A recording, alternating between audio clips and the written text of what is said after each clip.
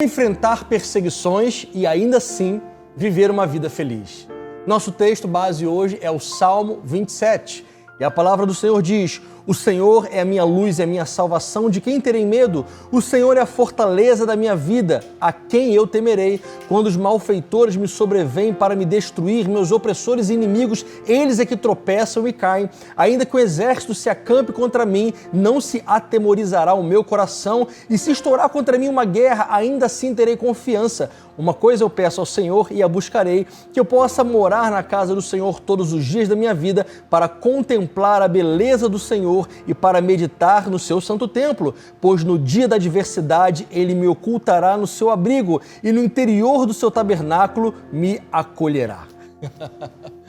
Uma coisa que eu queria já começar logo essa breve reflexão é nos lembrar de uma passagem da Bíblia que ela resume a vida cristã.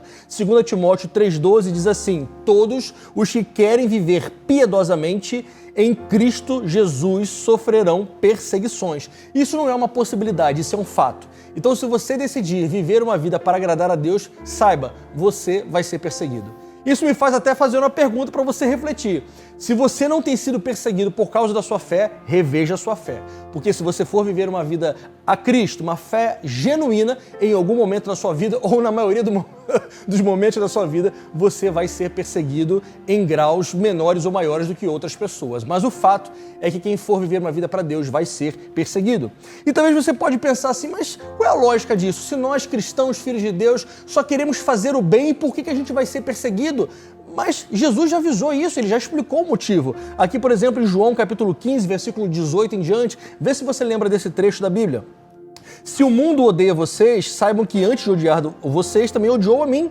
E se vocês fossem do mundo, o mundo amaria o que era seu, mas vocês não são do mundo. Pelo contrário, eu dele os escolhi e por isso o mundo odeia vocês. E lembre-se da palavra que eu disse a vocês: o servo não é maior do que o Senhor. Então, se perseguiram a mim, também perseguirão a vocês. E quanto menos do mundo você for, mais odiado você será. Então isso, repito, não é uma possibilidade, isto é um fato. Então, se você quer ser um cristão de verdade, já vá se acostumando com essa vida de não ser benquisto em todos os momentos. Nós sabemos que nós, como cristãos, quando nós nos posicionamos sobre aquilo que nós cremos na palavra de Deus, nós somos taxados de intolerantes, taxados de um monte de coisa, mas nós devemos e podemos colocar a nossa posição bíblica com amor e com temor a Deus. Não precisamos impor nada, podemos e devemos respeitar a todas as pessoas, mas nós não podemos também abrir mão da nossa fé, daquilo que Jesus nos ensinou através da sua palavra. Pois bem, quando vem a perseguição, cada pessoa reage de uma maneira diferente. Alguns sabem lidar melhor, outros já desistem logo de caminhar com Cristo. Tem uma parábola, por exemplo, que Jesus conta, que eu gosto muito, a parábola do semeador, está lá em Marcos capítulo 4, versículo 16. Vê se você lembra dessa passagem. Jesus diz assim: estes são aqueles que são semeados em solo rochoso, os quais, ouvindo a palavra, logo recebem com alegria, mas não têm raiz em si mesmos, então, porque são de pouca duração. E quando chega a angústia ou a perseguição por causa da palavra, logo se escandalizam, ou em outras versões, abandonam ou desanimam.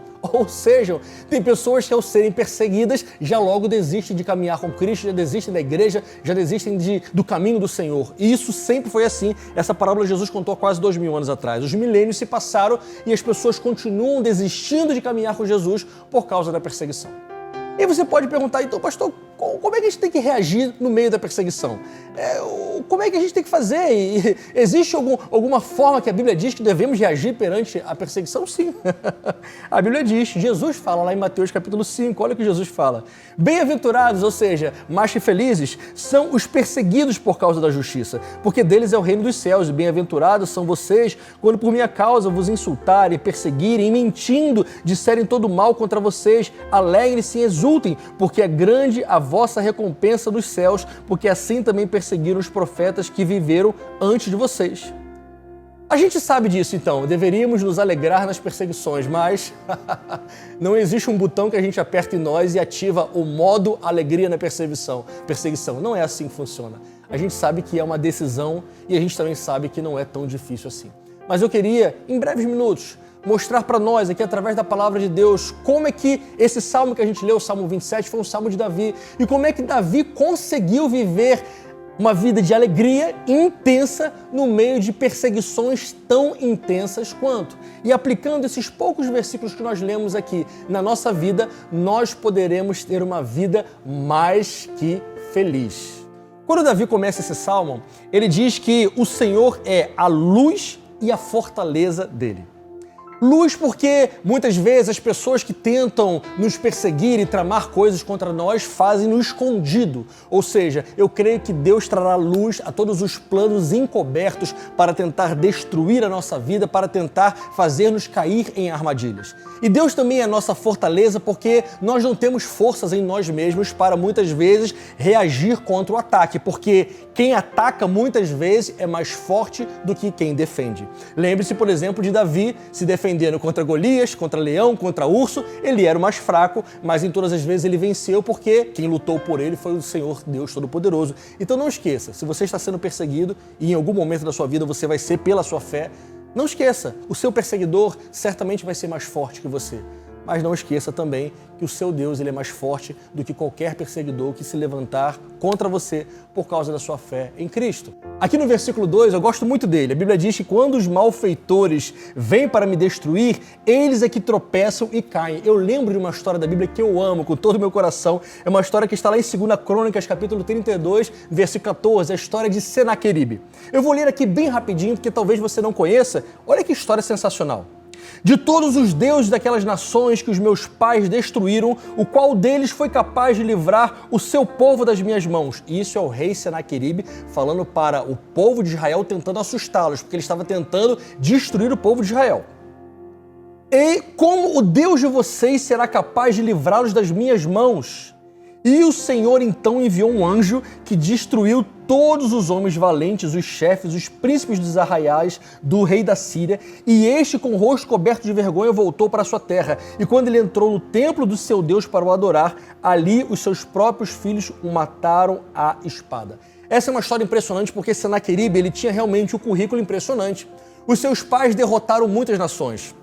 Ele, o rei Senaqueribe, derrotou inúmeras nações e nenhum dos deuses pagãos que aquelas nações adoravam realmente pôde livrar das mãos de Senaqueribe. E ele chega com esse argumento perante Israel. Israel, nenhum Deus foi capaz de livrar o seu povo. Por que vocês acham que o Deus de vocês os livrará das minhas mãos? Mas ele não sabia que ele estava falando com o povo do Deus verdadeiro. Ele não sabia que ele estava falando com o povo de Iavé, o Deus Todo-Poderoso, o único Deus verdadeiro. E Deus manda então um anjo só. E um anjo, apenas um anjo, não foi um exército de anjos, foi apenas um anjo, destrói todo aquele exército inimigo. Querido irmão, não se esqueça, não importa o cargo do seu perseguidor, não importa se ele é alguém muito maior que você, se ele é alguém muito mais forte, um anjo do Senhor é capaz de reverter toda uma situação.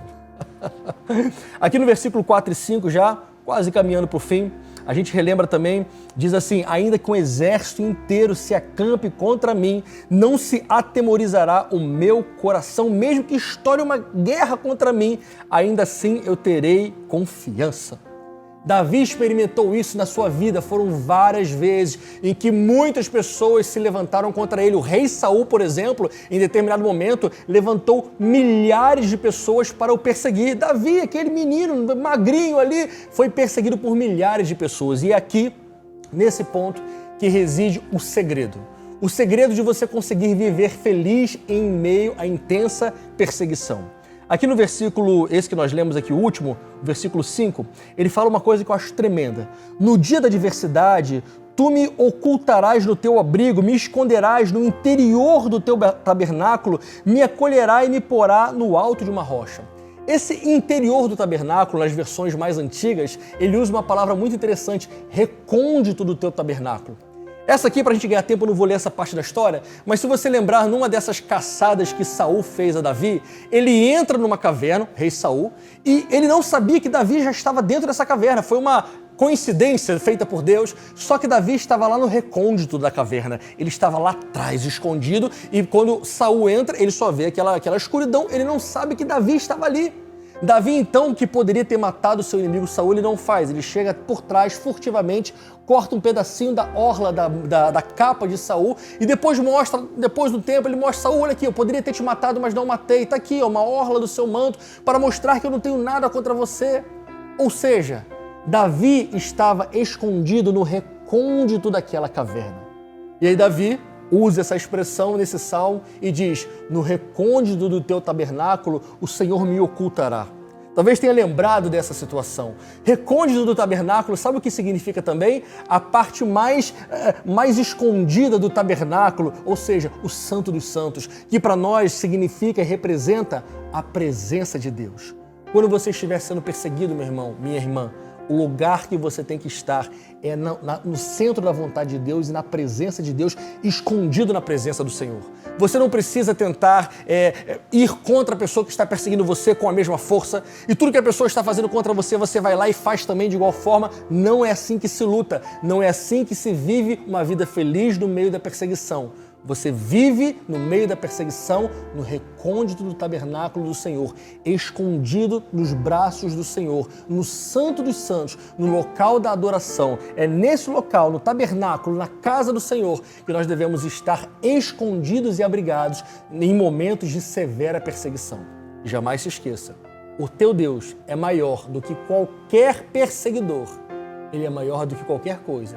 E toda provação que você passar, toda perseguição, por causa do nome do Senhor Jesus, alegre-se, porque os profetas antes de nós também passaram por isso e hoje estão ao lado do Senhor Deus Todo-Poderoso, nos aguardando para nos encontrarmos todos juntos lá. Não se esqueça de compartilhar essa palavra, o que é bênção para a sua vida certamente abençoará a outros também. Deus te abençoe!